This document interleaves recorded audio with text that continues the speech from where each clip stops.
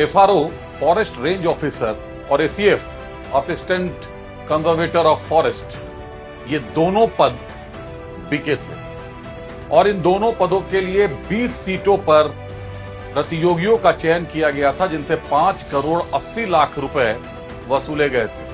हालांकि उन जो 20 प्रतियोगियों का चयन हुआ था, उनमें से 19 लोगों का तो चयन हो गया, 19 लोग पास हो गए परीक्षा में, लेकिन एक प्रतियोगी फेल कर गया, जो छतरपुर का रहने वाला संतोष राम। अब जो सबसे गंभीर बात है कि जिस मामले की हम बात कर रहे हैं, ये मामला अभय तिवारी से जुड़ा है। अभय तिवारी, अब ये नाम किसी परिचय का मोहताज नहीं, लेकिन फिर भी आपको इसका एक परिचय दे दे। अभय तिवारी देवघर का रहने वाला था। रांची में हरमू से इसने एक छोटा सा व्यवसाय शुरू किया था, स्वीट एंड स्पाइस के नाम से एक होटल शुरू किया। बाद में व्यवसाय चला, इसने स्टेशन रोड में प्रकाश रेसिडेंसी के नाम से एक होटल लिया। उसके बाद इसने अपनी एक मैन पावर कंपनी शुरू की, जिसका संचालन ये करता था। उस मैन पावर कंपनी के संचालन के दौरान इसके मित्र हैं दिल्ली में शैंटी और एक कोडरमा का कोई लालू, ये लिख रहा है, ये बयान दे रहा है, इन दोनों से इसका संपर्क हुआ और इन्होंने इसका संपर्क करा दिया टीडीपीएल के जो संचालक हैं रामवीर सिंह और सतपाल सिंह, इन दोनों लोगों से। मामला यहीं से शुरू होता है। इन दोनों निदेशकों ने अभय तिवारी को लालच दिया कि हमें झारखंड में काम दिलवाइए। अभय तिवारी ने कई काम दिलाए। एल खियांगते को 2 करोड़ रुपए के रिश्वत की बात सामने आई। एल खियांगते गिरफ्तार हो गए। उसके बाद उससे पहले श्वेता गुप्ता गिरफ्तार हुई। कई बड़े जो जेपीएससी परीक्षा से जुड़े जो तमाम जो घटनाक्रम है वो आपके सामने है। आज जो हम आपके सामने खुलासा करने जा रहे हैं वो 20 सीटों का खुलासा करने जा रहे हैं कि 20 सीटों को 5 करोड़ 80 लाख रुपए में बेचा गया, एफआरओ का पद और एसीएफ का पद। और इन दोनों पदों के लिए 20 लोगों का जब चयन हुआ, उसमें 19 लोग पास कर दिए गए, उनको चयनित कर लिया गया। वो लोग अभी भी शायद नौकरी में हो और एक पद जो है वो एक लड़का फेल कर गया था। पूरे घटनाक्रम को समझिए। ये जो पूरा घटनाक्रम चल रहा है, एल खियांगते की गिरफ्तारी से लेकर श्वेता गुप्ता की गिरफ्तारी की बात कर लें या अन्य गिरफ्तारियों की बात कर लें, वो अभय तिवारी के बयान पर चल रहा है। लेकिन क्या ये बयान कोर्ट में काम आ पाएगा? क्या इस बयान के आधार पर एल खियांगते को सजा हो पाएगी या ये सिर्फ एक आईवॉश बनकर रह जाएगा? ये एक बड़ा सवाल है, क्योंकि एल खियांगते पर 2 करोड़ रुपए की रिश्वत का आरोप है। धर्मेंद्र ने पैसे लिए, एल खियांगते ने पैसे लिए कि नहीं लिए, कई सारे सवाल हैं जिनके जवाब सीआईडी तलाश रही है। सीआईडी एक सानंद प्रकाश को भी तलाश रही है। सानंद प्रकाश फरार है। सीआईडी के पास कई बैंकों के जो बैंक ट्रांजैक्शंस हुए हैं उसकी पूरी लिस्ट है, लेकिन जो आरोपी छात्र हैं उनकी ओएमआर शीट अभी तक सीआईडी के हाथ नहीं चढ़ी है, सीआईडी के पास नहीं है, जो साक्ष्यों में एक बड़ा फेरबदल आप कह सकते हैं इसे, कि साक्ष्यों में कहीं ना कहीं कमजोर करेगी। कैसे पद बिक रहे थे झारखंड में और किस तरीके से बेचे गए, खुली लूट की गई।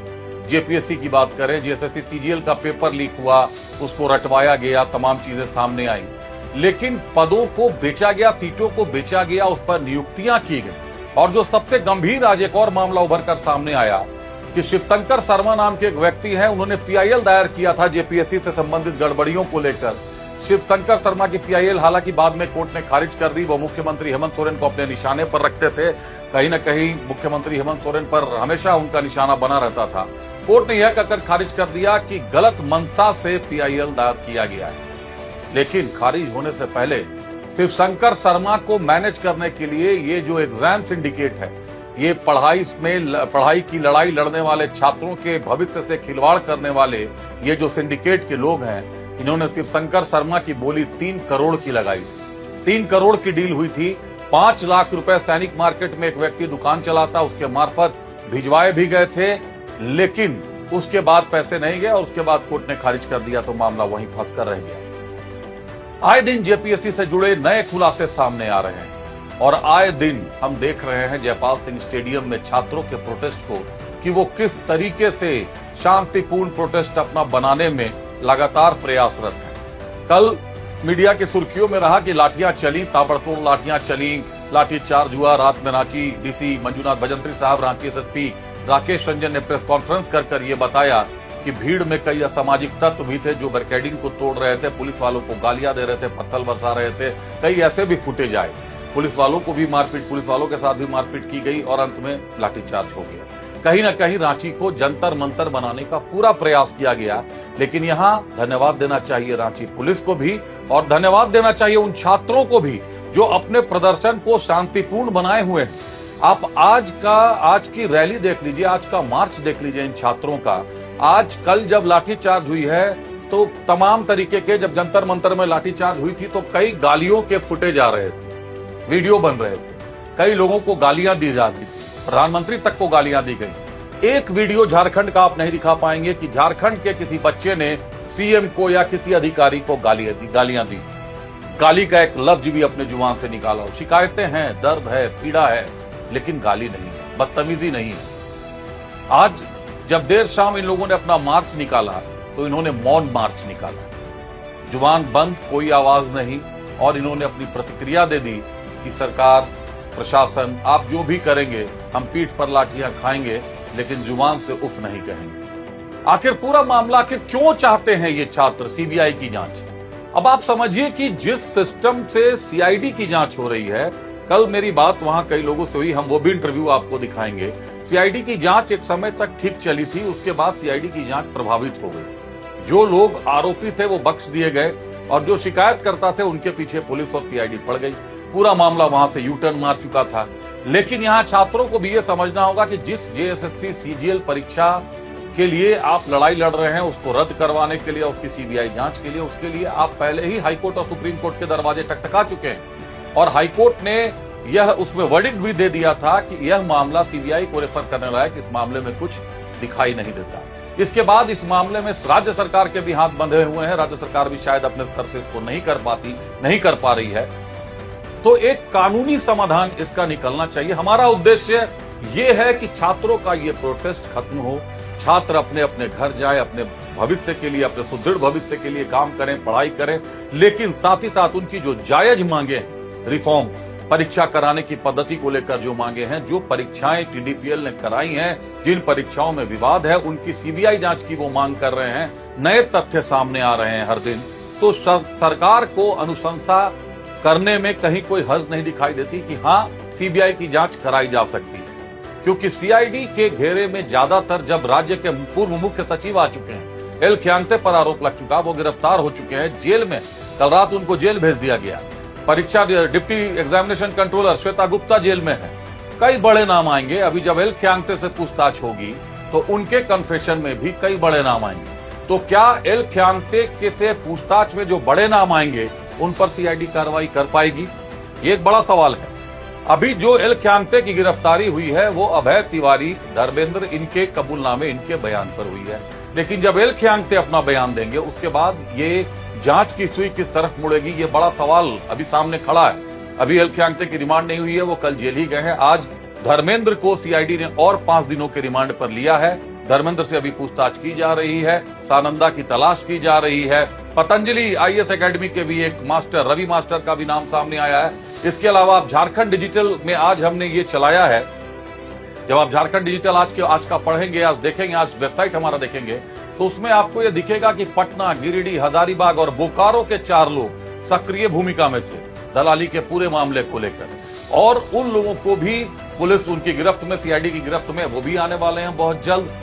ओएमआर शीट की तलाश कर रही है सीआईडी की। ओएमआर शीट मिल जाएगी तो ये जो साक्ष्य हैं, ये जो सबूत हैं, ये पूरी तरह स्टैब्लिश हो जाएंगे। लेकिन सीटें बिकती रही। जेपीएससी में किसी भी जेपीएससी की बात करें तो सीटें बिकती रही हैं। जेएसएससी सीजीएल का पेपर लीक भी हुआ है। अभी तक के कबूलनामे में ये बातें सामने आई हैं। Deputy examination controller Shweta Gupta ने भी ये कहा कि वो परीक्षा का रिजल्ट निकालना नहीं चाहती थी, लेकिन एल ख्यांग्ते साहब ने जोर देकर उनको कहा कि पीटी और मेंस के मार्क्स आ गए हैं तो आप परीक्षा का रिजल्ट निकालिए, और उन्होंने रिजल्ट जारी कर दिया। मुद्दा यहां शायद खत्म नहीं होता दिखाई दे रहा है, यह मुद्दा बढ़ता दिखाई दे रहा है। लेकिन सरकार को और कहीं न कहीं छात्रों को भी पूरे मुद्दे को गंभीरता से एक बार फिर से विचार करना चाहिए, और इंटेलेक्चुअल लोगों से बचकर अगर जो ऐसे लोग हों जो समझौता करा पाए, जो समन्वय स्थापित कर पाए सरकार के साथ और विद्यार्थियों के साथ, उनका चुनाव करना चाहिए। कुछ कानूनविद भी हों जो छात्रों को भी बताएं, विद्यार्थियों को भी बताएं कि कौन सी मांगे आपकी मानी जा सकती हैं, कौन सी मांगे नहीं मानी जा सकती हैं। ये भी उनको जानकारियां पूरी तरीके से खुलकर मिले। क्योंकि लाठीचार्ज समाधान नहीं है, प्रोटेस्ट थमने वाला नहीं है, बच्चे अपना भविष्य दांव पर देख रहे हैं तो लगातार डटे हुए हैं। लेकिन सबके बीच जो सबसे बड़ा सवाल है कि क्या अभय तिवारी के कन्फेशन से या कबूलनामे से इन बड़े लोगों को सजा मिल पाएगी? ये बड़े लोग इस जांच के घेरे में तो आ गए हैं, गिरफ्तार भी हो गए हैं, लेकिन जमानत भी होगी, जमानत पर बाहर निकलेगी भी। इनके खिलाफ अभी साक्ष्य तलाशे जा रहे हैं, कई साक्ष्य मिले हैं, कई डिजिटल डिवाइसेस की बात है। आज भी लगातार सीआईडी की टीम लगी हुई है, आज भी रिमांड पे लिया गया है, रिमांड पर धर्मेंद्र को लिया गया है। 7 लोगों के लिए वारंट भी लिया है सीआईडी ने, ये भी एक बड़ी खबर है। 7 लोगों के नाम से आज सीआईडी ने वारंट भी जारी करवाया है। कई तरह के काम सीआईडी लगातार कर रही है जांच के दौरान, लेकिन विश्वास कहीं ना कहीं छात्रों का, स्टूडेंट्स का सीबीआई पर है, शायद इसलिए क्योंकि केंद्र में एक ऐसी सरकार है जो राज्य में नहीं, राज्य की सरकार अलग है, केंद्र की सरकार अलग है और सीबीआई केंद्र सरकार के अंतर्गत आती है।